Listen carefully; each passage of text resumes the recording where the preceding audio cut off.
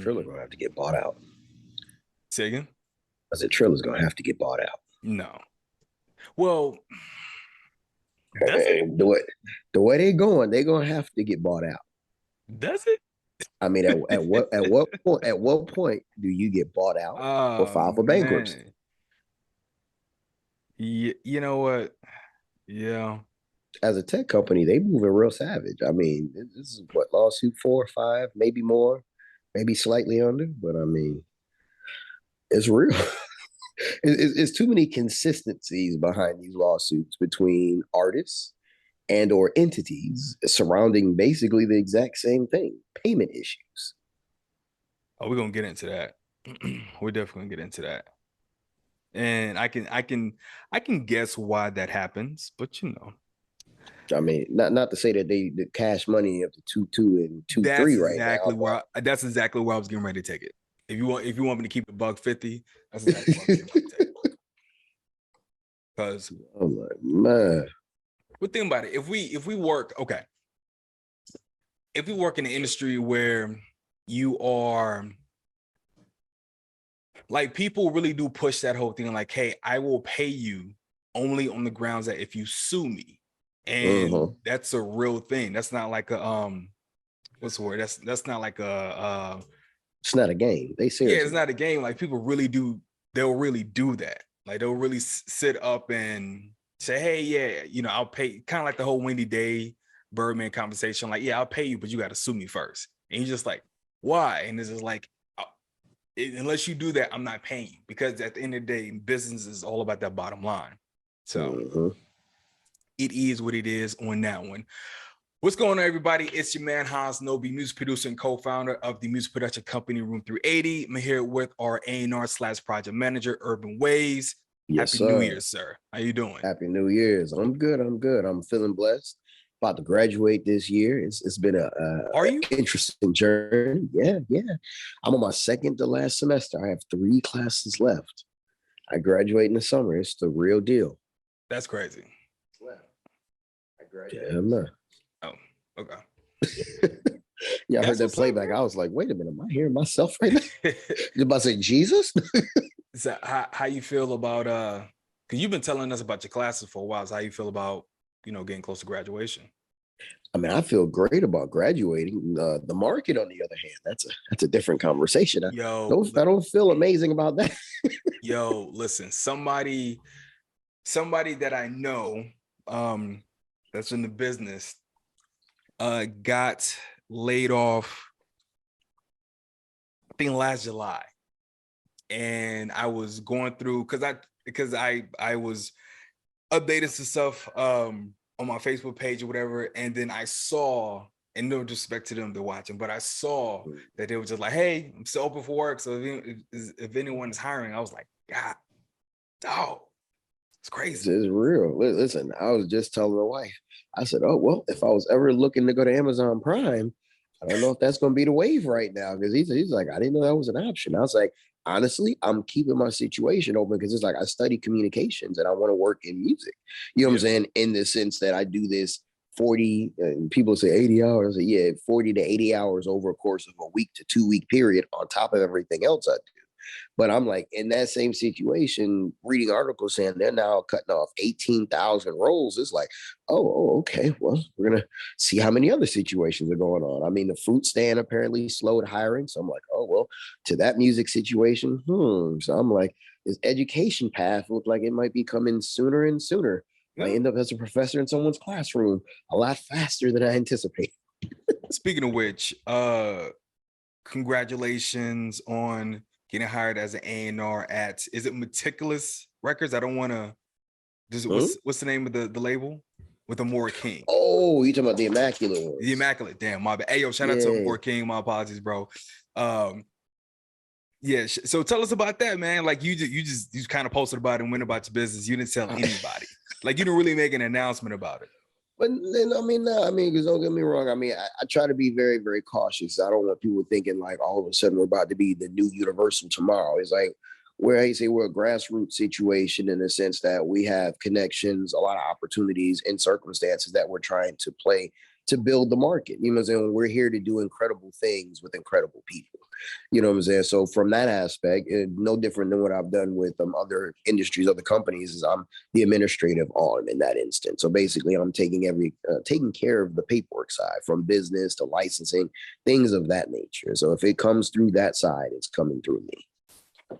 Got you. So here's my question for that, because a lot of people want to know how to get a job in the business. So tell us about your journey. I hate that word. That's a buzzword. I hate that. Tell me what was the process in regards to getting hired by this label?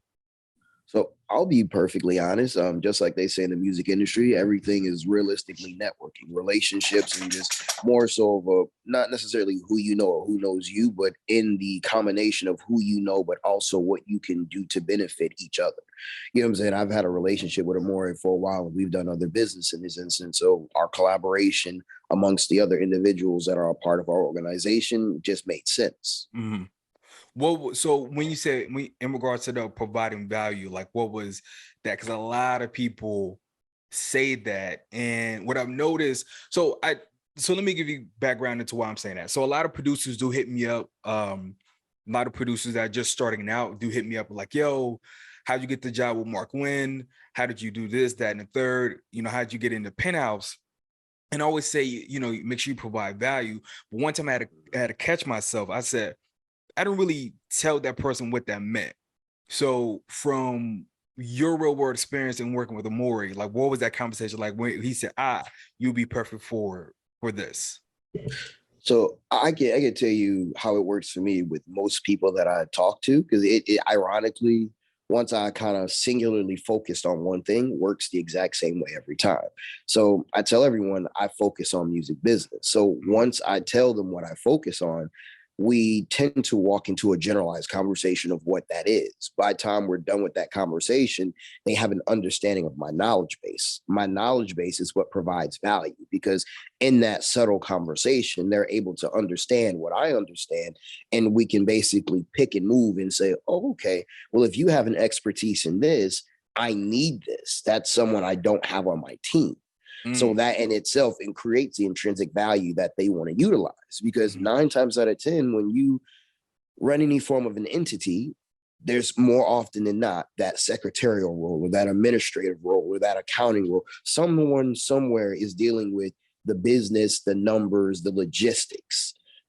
More often than not, when you're dealing with independents, especially artists and or the creation of labels, they don't always have that particular person.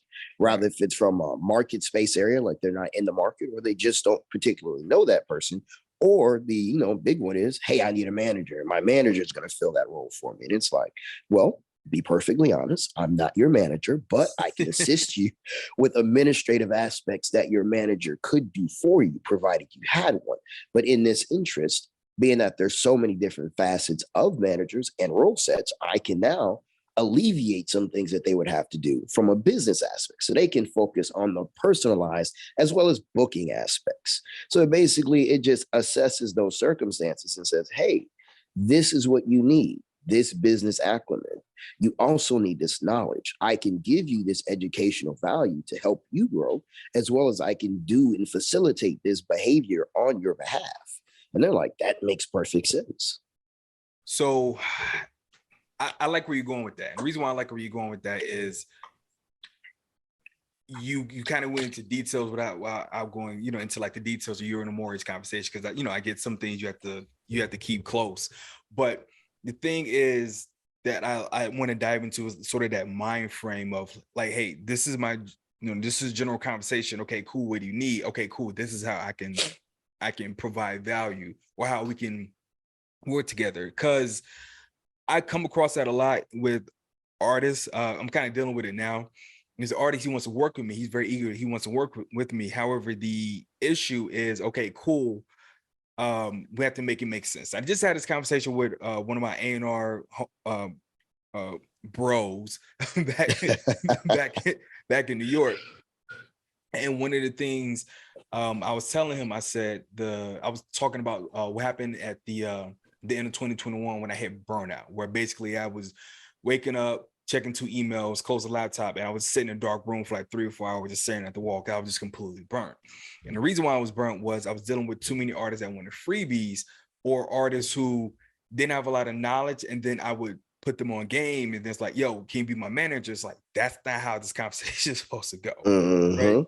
And when we say, you know, it has to make sense, I'm noticing that we're still talking in code. I know what he means when he says it has to make sense, but does the average person, not just the artist, but the producer, engineer, that doesn't make sense. So kind of, if you can, how does it make sense for you and Maury to work together for him to say, okay, I'm going to make you the A&R of Immaculate Records? And how does that, like, what does that look like? Like, how does it make sense? Sure. So in my case, it was like, being that I as a So first, I'll say, in the interest of the A&Ring aspect, so for me, I'm basically the senior vice president of administration. So it makes sense for me specifically because I do paperwork.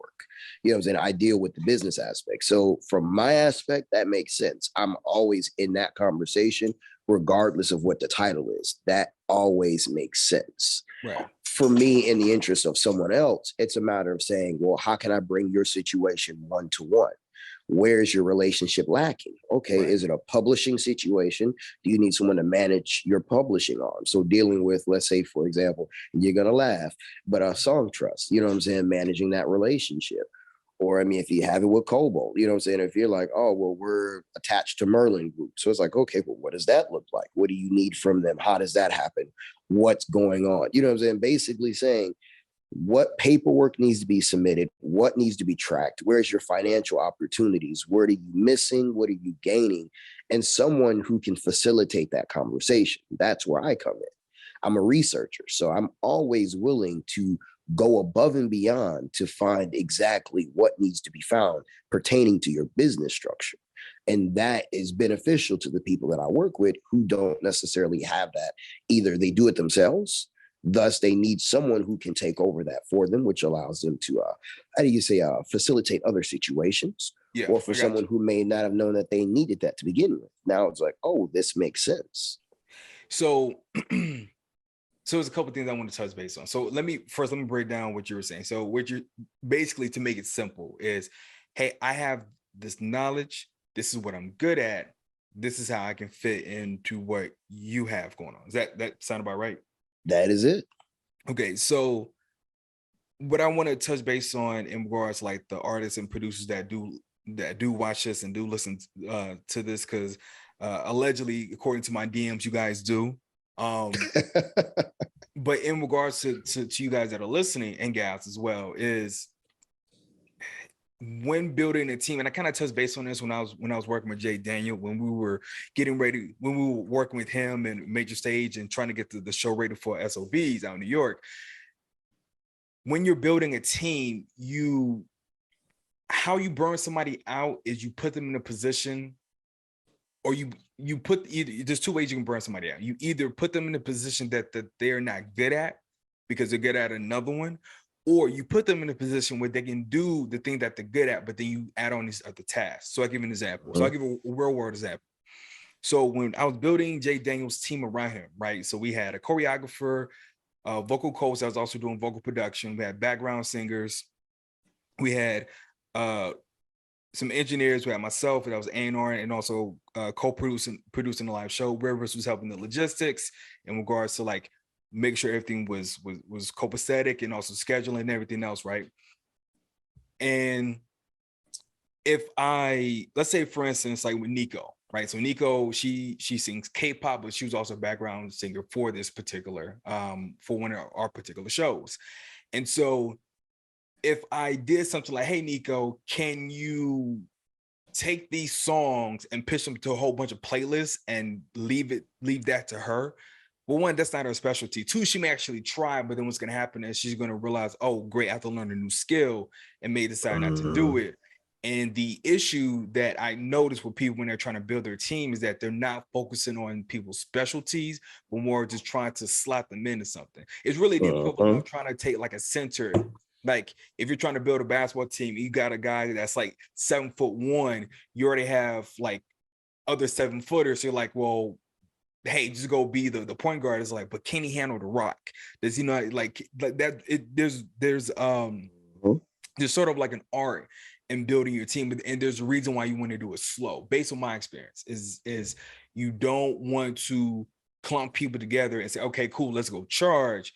Because if people don't understand the role, the expectation, and I think the key ingredient here is how it can benefit them. Because no matter what, people are going to do what's best for them in their self-interest, not so much in a selfish way, but if I'm building, say I'm building a band and you're a bass player and you want to play bass, and I'm have you play different places, but you're not really getting paid. I'm not really, shouting you out or anything like that. But then you hear, yo, there's a cruise ship that has an audition where you're gone for 3 months, but you'll get paid, I don't know, like $500 a show, or whatever, because I don't know how much they actually get paid or whatever. That's even how they get paid. And you audition for it, you get it, you're going to leave. You're going to be like, man, I'm going here. No one may ever hear me play live except the people on the ship, but I'd rather do that than to keep working with you. And I don't see any benefit of it other than like a free drink or two, because those drink tickets get old after a while. So. And see, and that's the thing about ambiguous roles, is like you have to find yourself in a situation to where people can effectively do their job and they're happy with the job that they're doing. Right. That's how you get productivity.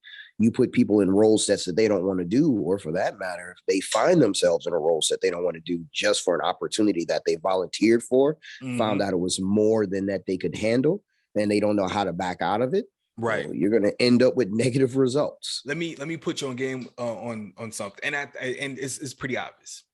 Shannon Hurley, who works with us as well, right? This is like our in-house singer. How this benefited her was not only was this put her in a position, because she loves to network, right? She's an aggressive networker. Not only she's going to more live events and making connections, but we were just like, hey, if you show up 20 minutes to an hour early for these sessions, because we were in the live room, go take the B room and go record your demos or whatever else. I was like, cool. So it's a benefit, what I'm saying? It's a benefit of her. We already have the room. Go do what you need to do. And that's how you want to, and building a team, that's really what it is. It's like, yo, fam, how's this going to benefit the other person? Don't think just selfishly about you, but you hear it all the time. Like, it takes a team to grow, but you have to understand you have to give something to your team. You can, in fact, maybe one day we'll get into it. You can put yourself in a position where you start to become a slave to the team. I know we're not there yet, but that is a real thing where you'll look up and you'll hate this position you put yourself in, because now you've made all the people codependent. But that's for a different discussion. Manager. Yeah.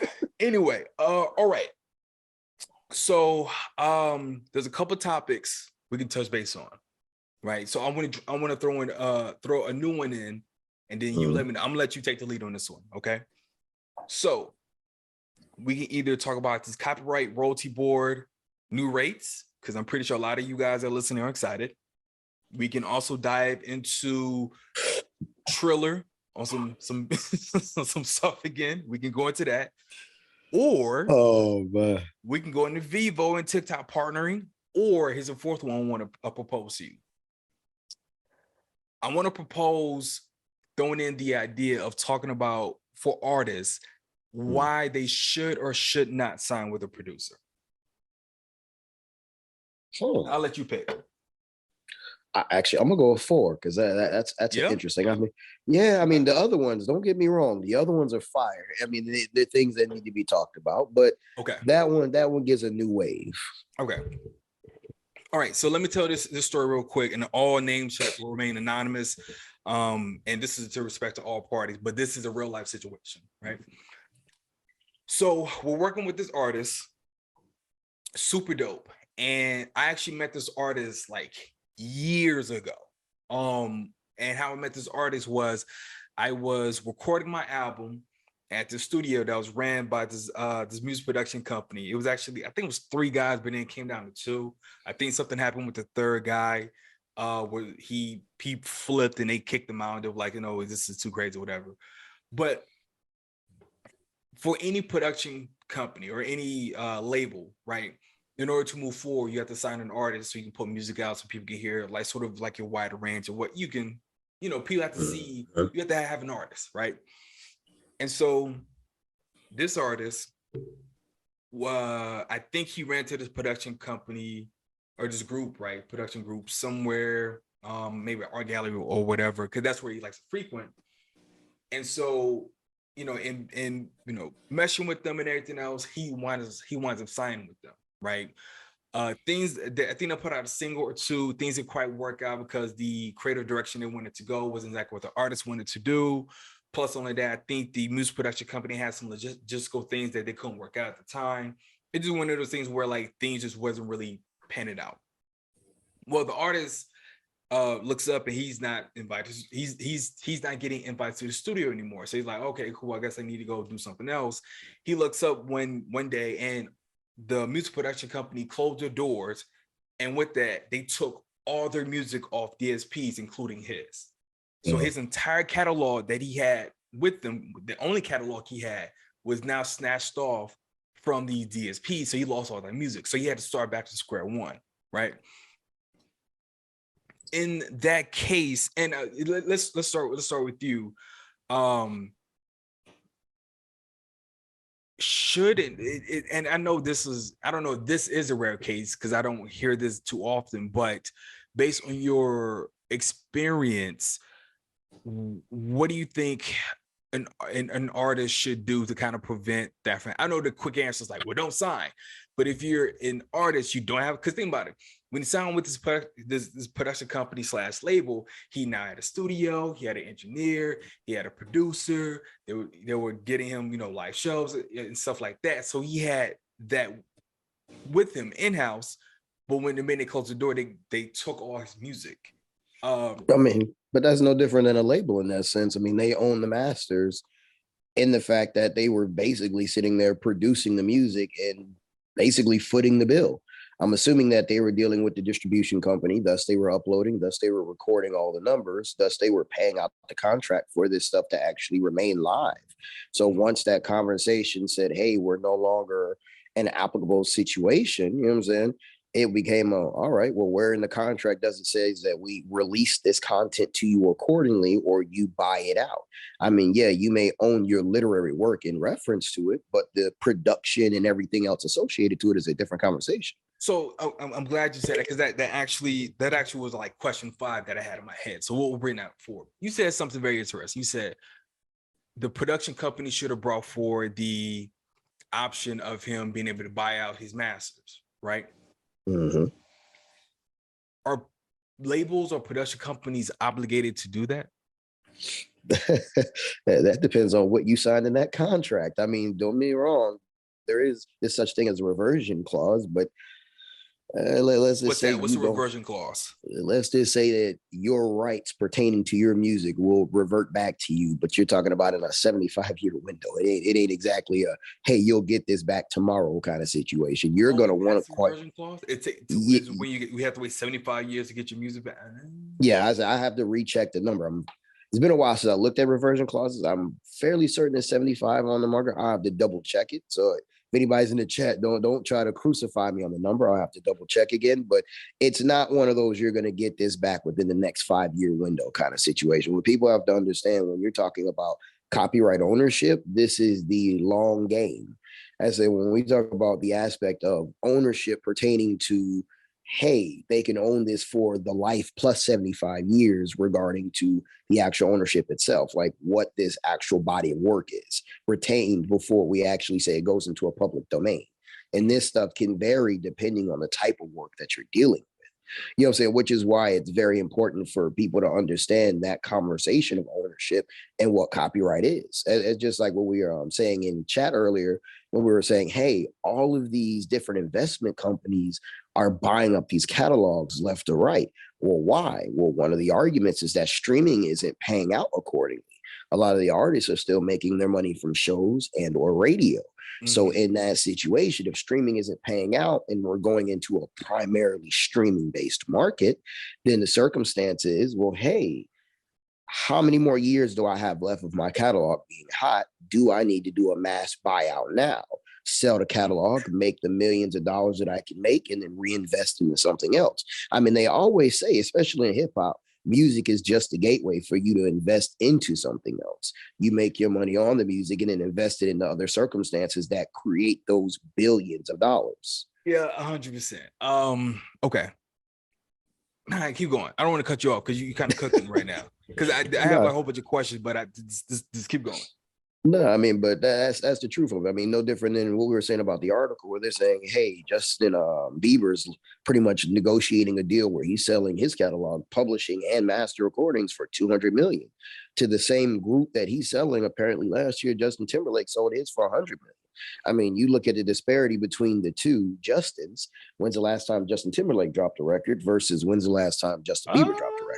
Well, you know okay. So there's, and we're not talking about trolls singing on a Disney, singing on the Disney or taking his version. Why will of you that people song. not count that part of his catalog? I just don't understand. Like, what's so wrong about that counting toward his catalog, fam? Oh, I'm not knocking it. I mean, the song is an incredible song. You know what I'm saying? And Disney put in work on that with Trolls. I mean, that was, hey man, you can't stop the feeling, man. It's a great record. All right, man. You know what I'm saying? Y'all kill me with this, because you know what? Never mind. It's a great record, but I mean, at the end of the day, it's like you can always make new music. I mean, and that's the trick to it. That's what we forget. The argument becomes, oh well, you don't want to. This is always the taboo. You don't give up your publishing.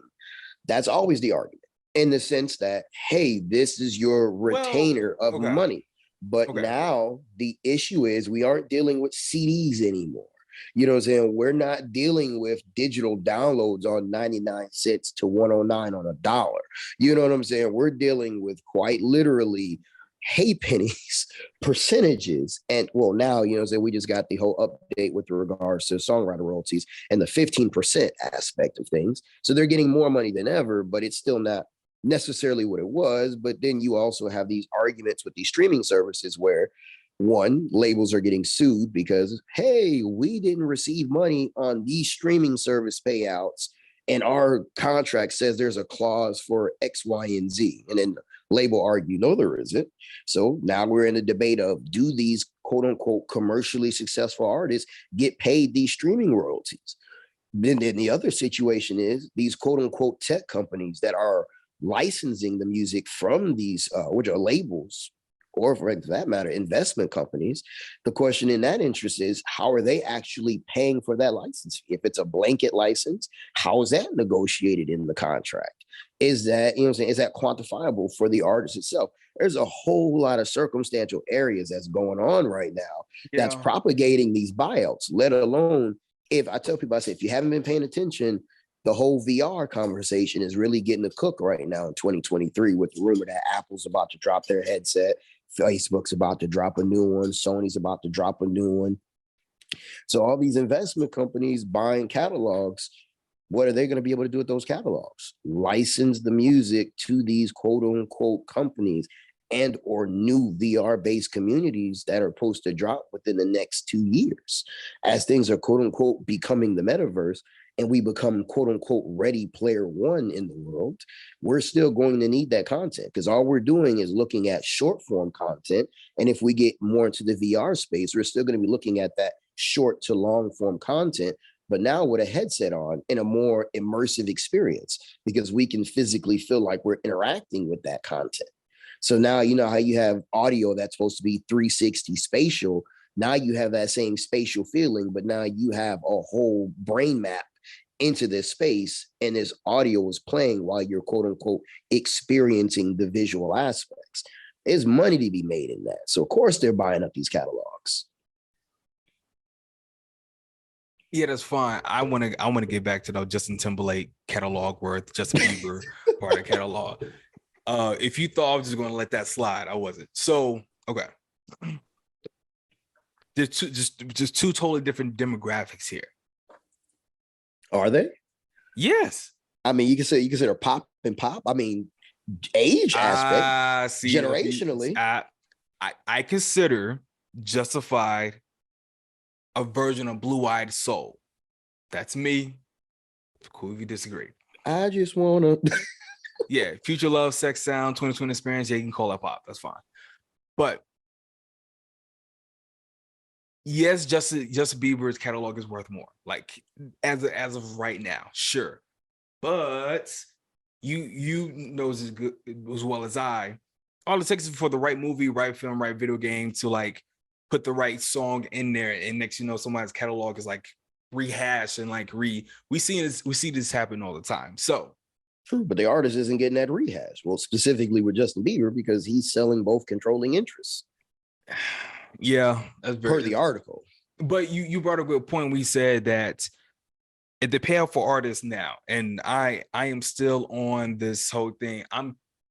I know for a fact somebody over at that Piff is looking at all those servers, and I know someone is approaching them about possibly using a third, if not the entire music that people just release over there, just all willy nilly, right? But that's tricky though. Is it? You got to consider that Piff doesn't technically own that music unless there's something in a contract or a term of agreement. And we really didn't look at term of agreements back then, let alone now. So how do you know? But here's my thing. Not trying to be a conspiracy theorist. So either one of us know for a fact that Piff does not have any ownership of that music. No, I mean, by term of agreements, no, we're not lawyers, so we don't officially know. So we don't really know. But I can say that would be an interesting circumstance though in a court of law. It wouldn't be hard though. That's why I keep saying that, because people, one, like you said, people don't read terms and agreements, but also at the same time, if they do some sort of update and they say, hey, if you want to keep your music on here, you have to agree to these terms and agreements saying like, hey, we own a piece or a percentage of the catalog. If that's where you're getting, if you're not paying attention, you're going to hit yes, because you don't care. You just like to keep the music up. True. But we also have to remember it's an interpretation of law. So, I mean, circumstantially, we also have to consider when someone puts their music up, one person agreeing doesn't officially agree for every other party, because that's what you do in a contract. What I'm saying is every other part. What I'm saying is they can sit down and update an email tonight and say, hey, if you want to keep your music on our platform, you have to agree to these terms. And it says in the terms, we own a percentage, if not all of the music on here. We'll give you a payout, but we own all this music. 9 times out of 10, most of those artists are not going to click and read through those terms. They're going to click on agree. You just said it though. You said artists, and that's the problem. That's what I'm saying. That's what I'm referring to. So what in regards to who owns that music though? See, that's the real question, because again, there's multiple parties here. There's multiple rights here. An artist hits the terms of agreement, not reading the terms of agreement, not understanding what they sign.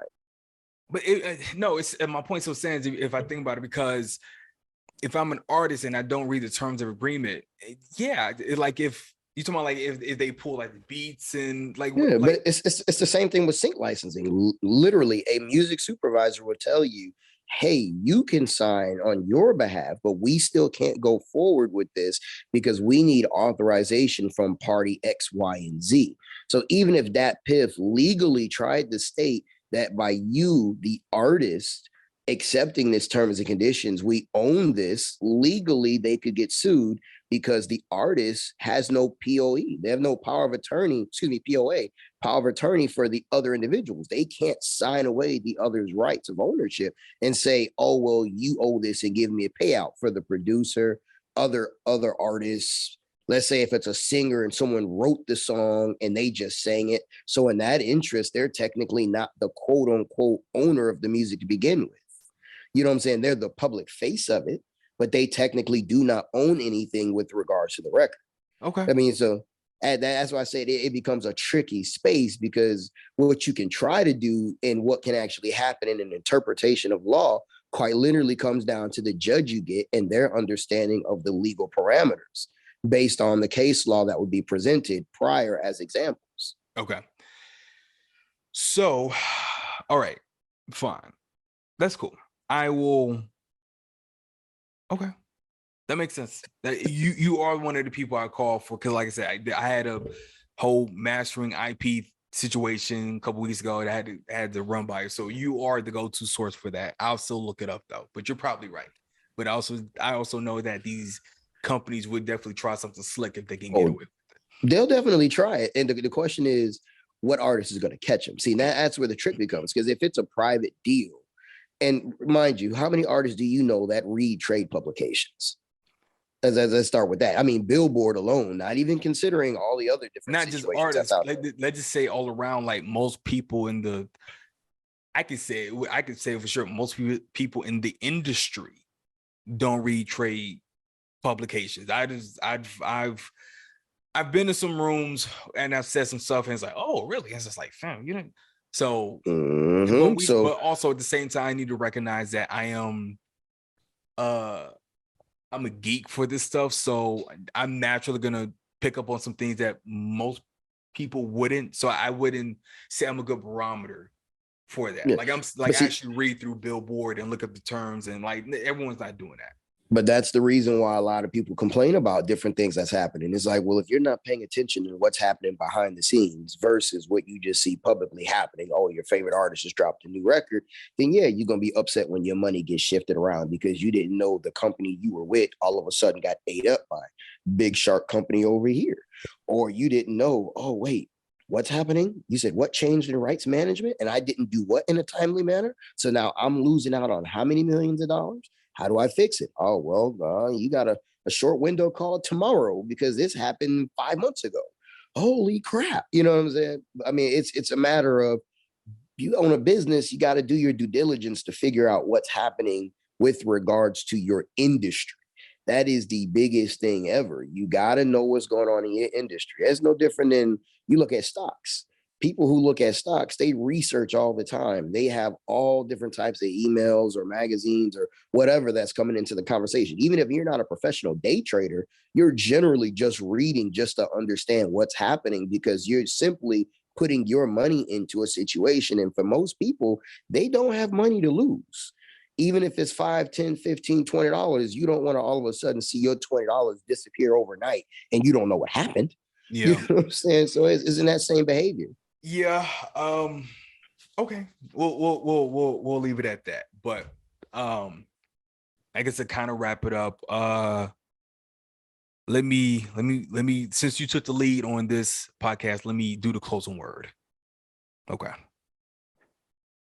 So in regards to the artist that's signed with the production group, like you said before, it was all contingent on the fact that he didn't have a lot of resources, right? He needed a recording studio, he needed an engineer, he needed a producer, and someone in his corner in regards to getting no live shows. What I'm noticing in regards to talking to artists, because I think I spoke with my business consultant, I have reached out to 699 different artists, but I've actually had real interaction with 137 of them last year. So you can probably understand why I'm a little burnt out.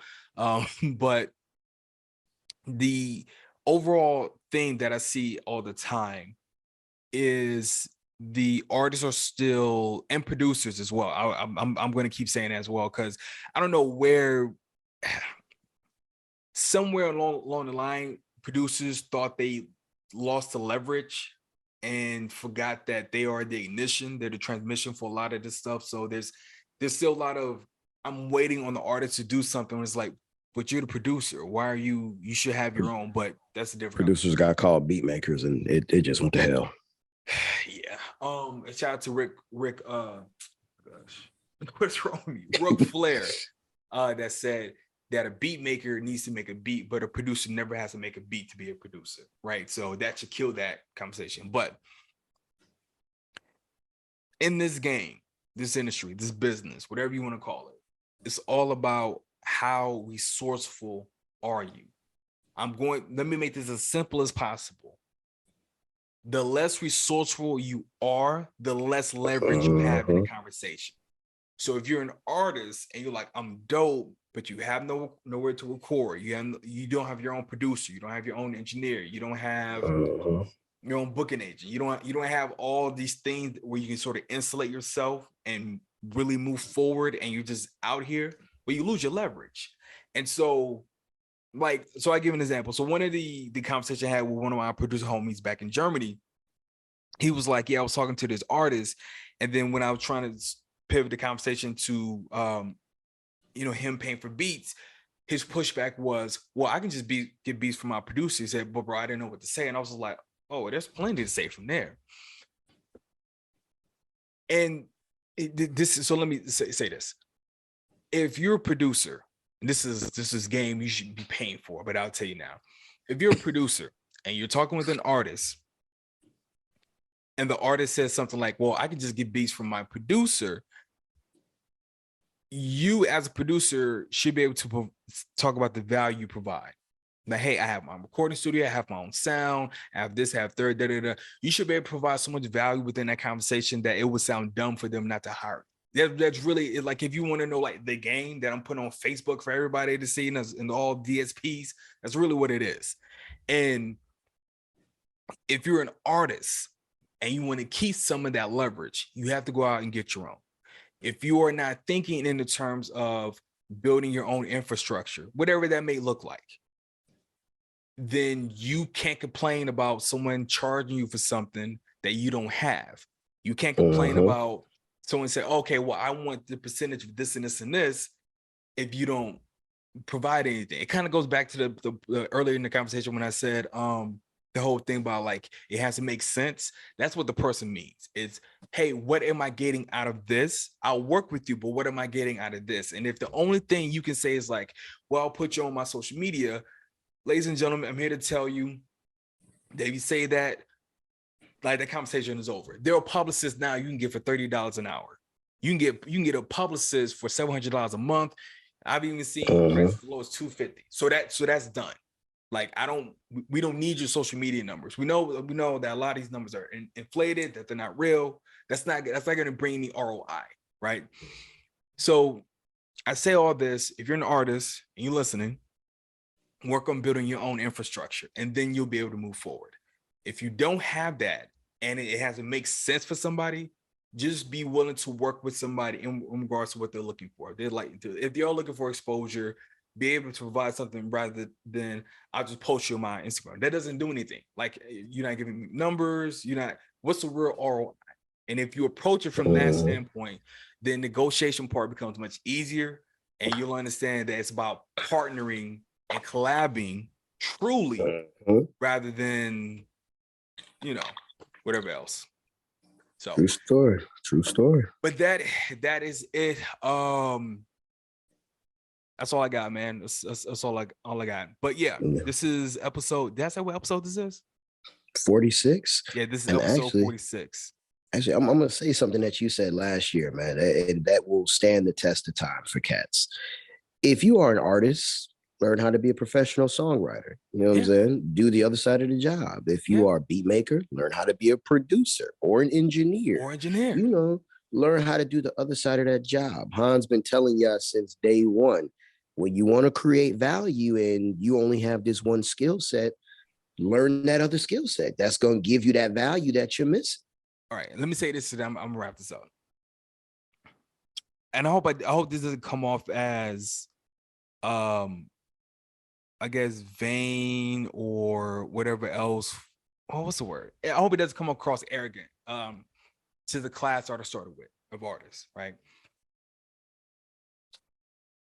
I thought that their talent alone was going to take them out of here, and I was going to be just stuck in, Central Texas trying to figure it out, and then maybe one day I'll move back to Houston or whatever else, and that was it. But the thing is, really the difference between what I was doing and what they were doing is that I wasn't relying on my talent. So I wasn't afraid to go and fail. There have been times where I said, "Oh, I'll run the session," and damn near I got kicked out, right? Because I was fumbling around like, do I press 3 to record? And like that's happened. There have been times where I've sort of stumbled, but the thing that's moved me forward is I've always looked for how can I help in this situation, and that's the thing that got me into the rooms. I have no qualm in saying this. The people I started off with were way more talented, in some cases still way more talented than I am now. The difference is because I thought I didn't have anything, then I gave myself to it. And that's how I've been able to, and so on and so forth. But anyway, y'all be easy. Y'all have a great week. We will talk to you in a week or two, depending on the schedule. It's episode 46 of Capitalism on our podcast. Much love, take care, and peace.